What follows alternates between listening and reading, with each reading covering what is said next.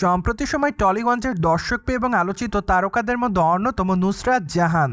যদিও এই সুন্দরী তারকা তার অভিনয় গুণে তার দর্শকদের কাছে আলোচনার শীর্ষে থাকেন বরংবার। বাই দ্য ওয়ে, এই তারকাকে সামাজিক যোগাযোগ মাধ্যমে একটু বেশি অ্যাক্টিভ দেখা যায় বরংবার।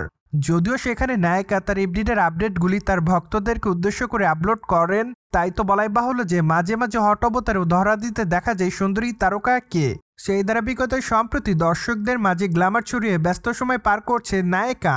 কেননা বর্তমানে টলিগঞ্জের এই সুন্দরী তারকাকে অনেকটাই সাদামাটা অবতারে দেখা যায়। যদিও তার পরনে রয়েছে শর্ট টি শার্ট, পাশাপাশি অবশ্য শর্ট প্যান্ট পরতে দেখা যাচ্ছে নায়িকাকে। এমনকি খোলামেলা চুলে ঘোড়ার ওপর বসে আছেন এই সুন্দরীতম তারকা। তাই তো বলাই বাহুল্য যে বর্তমানে সাদামাটা লুকে ধরা দেওয়ার জন্য দর্শকদের কাছে নতুনভাবে লাইমলাইটে রয়েছেন এই সুন্দরীতম অভিনেত্রী। এদিকে তার প্রকাশ করা ছবির কমেন্ট বক্সে অনেকে তাকে লাভ ইমোজি দেয়, পাশাপাশি অনেকে আবার লিখেছে গর্জিয়াস। সেই সাথে অনেকে আবার তাকে প্রিটি গার্ল বলে দাবি করে। তাছাড়া বর্তমানে আবার অনেকে তার নতুন চলচ্চিত্রের জন্য রয়েছে অপেক্ষাতে। সো যাই হোক, সবকিছু মিলে আপাতত এই সুন্দরীতম তারকা তার সকল দর্শকদের কাছে এভাবে লাইমলাইটে রয়েছে বলে জানা যায়।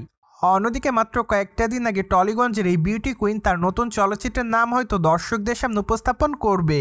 কেননা বর্তমানে এক ঘনিষ্ঠ সূত্রের মাধ্যমে শোনা যায় টলিগঞ্জের তারকা নুসরাত জাহানের হাতে বর্তমানে বেশ কয়েকটা চলচ্চিত্রের কাজ আছে। তাই তো অনুমান করা যাচ্ছে খুবই শীঘ্রই তিনি তার নতুন চলচ্চিত্রের নাম তার দর্শকদের সামনে উপস্থাপন করবে। মোরওভার এই তারকাকে সর্বশেষ আরই চলচ্চিত্রে অভিনয় করতে দেখা যায়। চলচ্চিত্রের পর্দায় ইয়াশ দাশগুপ্তার সঙ্গে অভিনয় করেছিলেন তিনি। এমনকি গতানুগতিক গল্পের বাইরের একটি গল্প ছিল চলচ্চিত্রটিতে, যা অবশ্য প্রতিটি দর্শকের কাছে নজর কাড়ার মতোই ছিল। অন দ্য আদার হ্যান্ড, এই সুন্দরী তারকাকে আগামী দিনে অবশ্য অভিনয় করতে দেখা যাবে রক্তবীজ 2 চলচ্চিত্রের আইটেম গানে। মূলত চলচ্চিত্রের পর্দায় তাকে অবশ্য ছোট্ট একটি ক্যামিওতেও দেখা যাবে। তাই তো বর্তমানে তার দর্শকরা তার আসন্ন চলচ্চিত্র রক্তবীজ 2 দেখার জন্য রয়েছে অপেক্ষাতে।